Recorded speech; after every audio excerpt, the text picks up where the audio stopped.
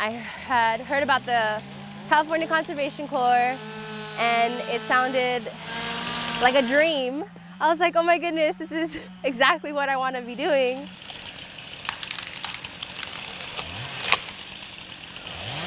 Coming out here, completely different, you know, out there getting dirty, in the rain, in the mud, in all kinds of weather conditions, but it definitely empowers you.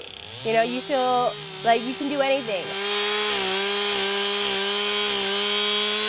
It was a crazy experience. It was definitely eye-opening, you know, to go over there and to see all of the damage that had been done and how many distressed people there were. They lost so much.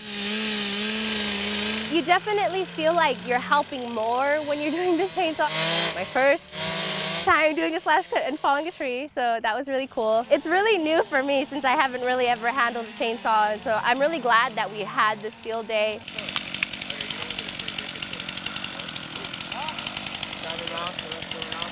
I really want that experience with leading people, and you know, getting this experience with the work too is super helpful because I can learn so much. Tree falling! About environments and animals and, you know, people out here.